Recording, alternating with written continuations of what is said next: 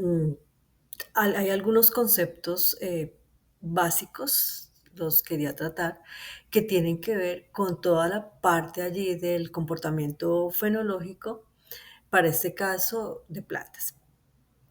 La interacción entre el genotipo y los factores climáticos determina el fenotipo, especialmente en términos ya de, pues como lo dije, lo mencioné, lo acabé de mencionar, en términos de ese comportamiento fenológico que se trabajó en la investigación expuesta en el video anterior.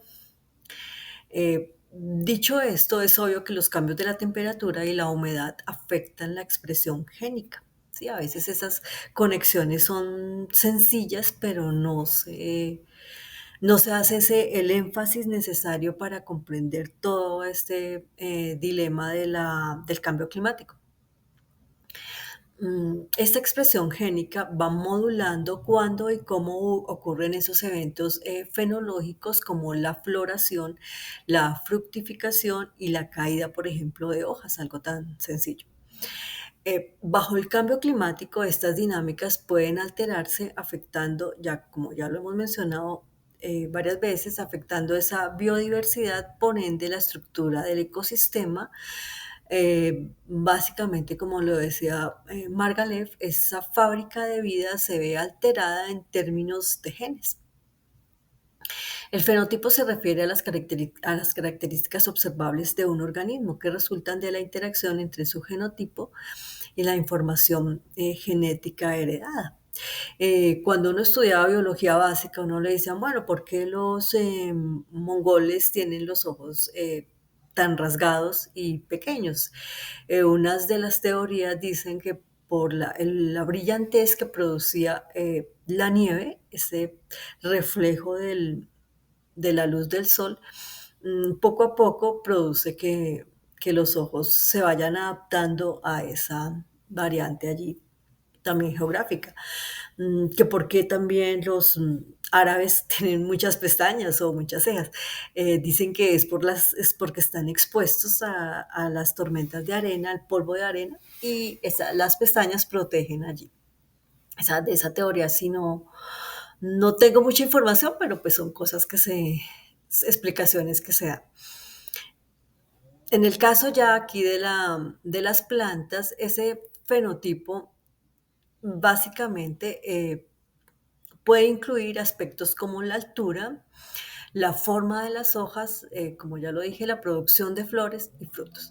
Ahora, la expresión génica es ese proceso mediante el cual la información contenida en los genes se utiliza para producir proteínas. Recordemos allí todo ese proceso de replicación que tienen que hacer desde el ADN hasta el ARN y cómo toda esa información se va duplicando.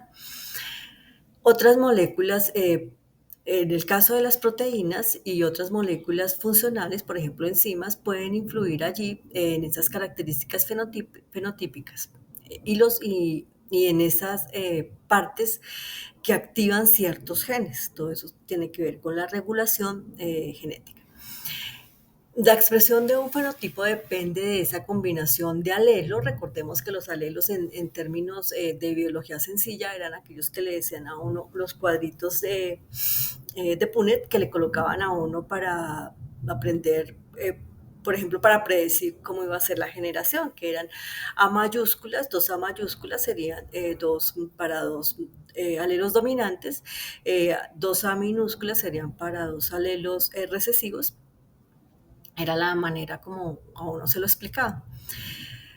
Mm, Cuando todos estos alelos dominantes determinan el fenotipo en los heterocigotos, porque recordemos que el dominante gana, mientras que los alelos recesivos solo determinan el fenotipo cuando están presentes en estado homocigoto, es decir, cuando ambas son, por ejemplo, dos A minúsculas. Mientras, bueno, homocigoto. La presencia de alelos dominantes y recesivos contribuye a la variación genética dentro de una población. Esta variación es crucial para la evolución, ya que proporciona el material sobre el cual puede actuar la selección natural. Si bien muchos rasgos siguen los patrones simples de dominancia y recesividad, muchos otros están controlados por múltiples genes poligenéticos y pueden tener patrones de herencia mucho más complejos.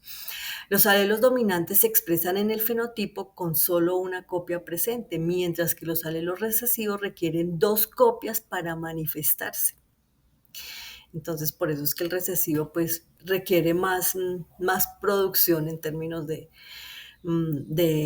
genética. Estos conceptos son la base de la genética mendeliana, por eso toca retomar esto, y son esenciales para la comprensión de la biología y la evolución.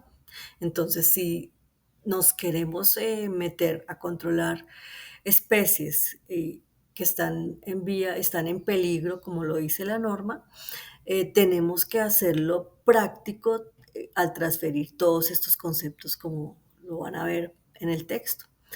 Bueno, con esto estaría recordándoles toda esta parte allí de biología básica. Espero que lo hayan comprendido y muchas gracias por la atención.